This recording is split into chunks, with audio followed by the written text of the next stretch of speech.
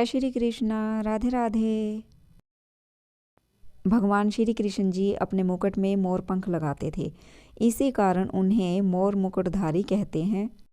लेकिन श्री रामचंद्र जी, जो श्री कृष्ण जी की तरह ही विष्णु जी के अवतार माने जाते हैं, मोर मुकुट धारण नहीं करते थे।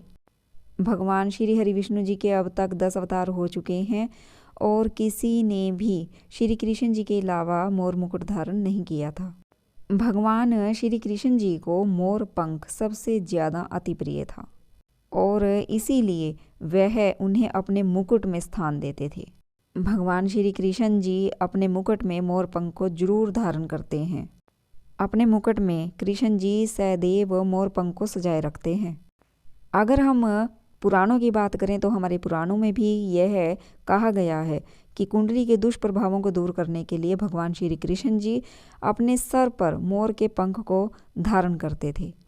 हमारे पुराणों में कहा गया है कि मोर पंख को सर पर धारण करने का एक खास कारण और था। वह यह था कि भगवान श्री कृष्ण जी अपने शत्रुओं में और अपने मित्रों में किसी भी तरह का कोई भेदभाव नहीं करते थे और बलराम जी शेष नाग के ही अवतार थे।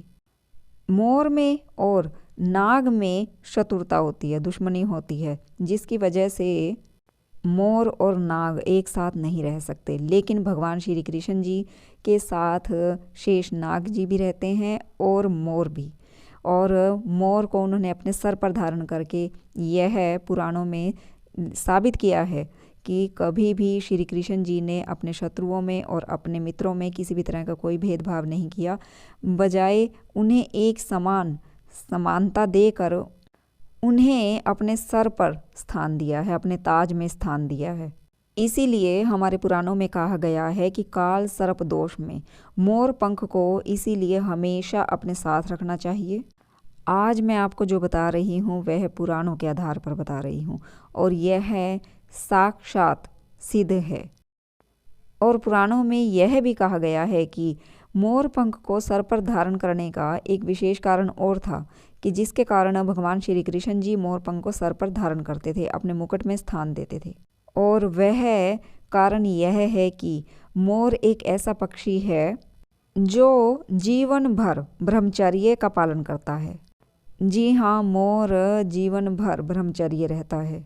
मादा मोर नर मोर के आंसुओं को पीकर गर्भ को धारण करती है और इस कारण से भगवान श्री कृष्ण जी ऐसे पवित्र पक्षी के पंख को अपने सर पर धारण करते थे। और आज भी इसी पवित्र पक्षी के पंख की वजह से बड़े से बड़े कष्टों को दूर किया जाता है।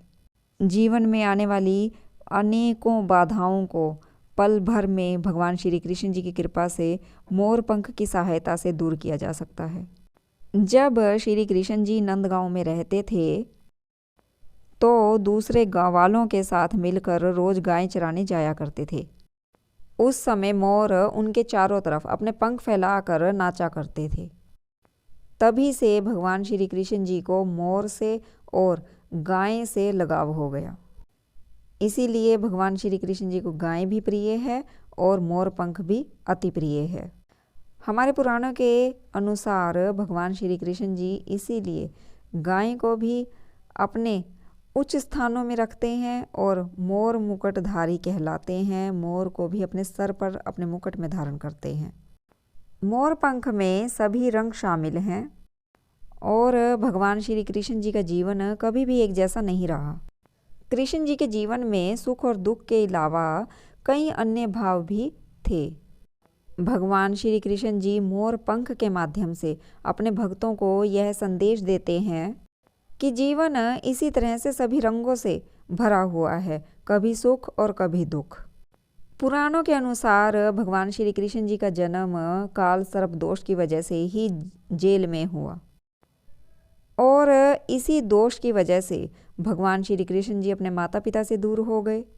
और इस काल सर्प दोष का एक सबसे बड़ा जो प्रभाव पड़ता है वह यह होता है कि 36 वर्ष की आयु के बाद ही इंसान सभी प्रकार के ऐश्वर्य सुख को प्राप्त करता है और भगवान श्री कृष्ण जी के साथ भी यही हुआ, ऐसा हमारे पुराणों में कहा गया है और यह सत्य भी है। माता यशोदा बचपन से ही अपने लल्ला को श्री कृष्ण जी को मोर पंख धारण करवाती थी। और भगवान श्री कृष्ण जी के मोर पंख हर समय साथ रहने की वजह से उनका जो काल सर्प दोष था उनकी कुंडली में, वह प्रभाव भी समाप्त हो गया।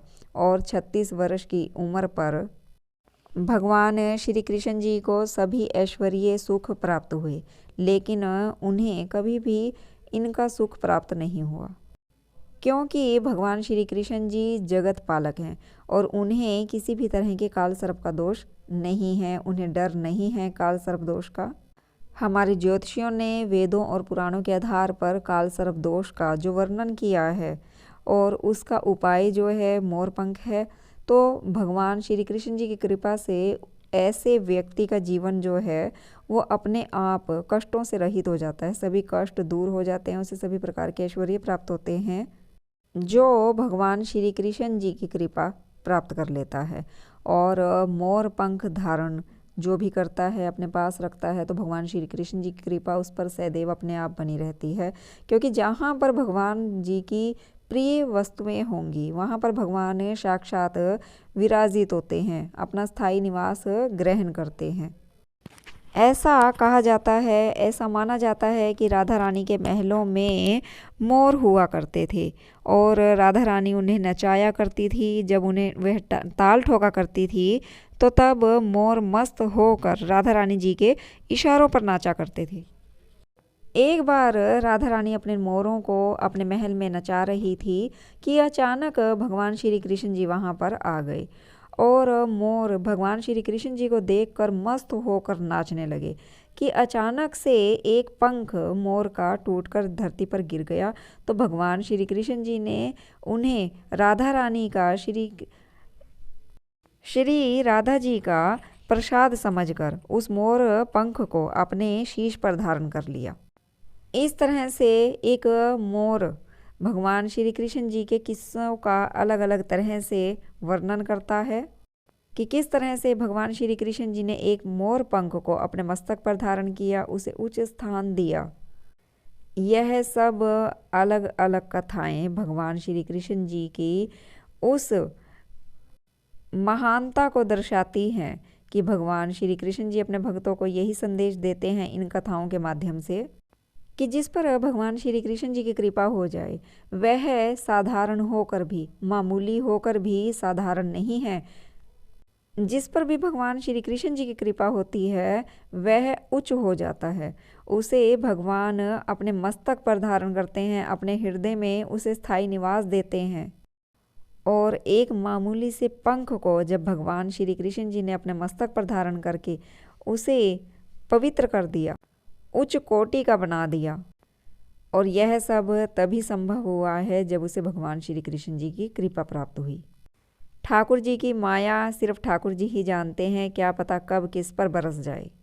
और जब उनकी लीला, जब उनकी माया किसी पर अपना रंग डालती है तो वह साधारण होकर भी साधारण नहीं रहता। उनकी लीला अपरंपार है, वह उस साधारण को भी इतना कीमती बना देते हैं कि भगवान श्री कृष्ण जी का अति प्रिय बनकर भगवान श्री कृष्ण जी के मुकुट में लगकर उनकी शोभा को बढ़ाते हैं और भगवान श्री कृष्ण जी की कृपा सदैव प्राप्त करते हैं। यही सब कारण है कि भगवान श्री कृष्ण जी अपने मुकुट में मोर पंख को धारण करते हैं और जिसकी वजह से मोर मुकुटधारी कहा जाता है। उन्हें मोर पंख को धारण करने के कारण उन्हें मोर मुकुटधारी कहते हैं। जय श्री कृष्णा, राधे राधे। अगर आपको वीडियो अच्छी लगी है तो वीडियो को लाइक कर दीजिए, शेयर कर दीजिए और चैनल को सब्सक्राइब करना बिल्कुल मत भूलिए। प्लीज़ चैनल को सब्सक्राइब कर लीजिए ताकि मेरे आने वाली अगली वीडियो की नोटिफिकेशन आप तक तुरंत पहुंच सके। जय श्री कृष्णा, राधे राधे।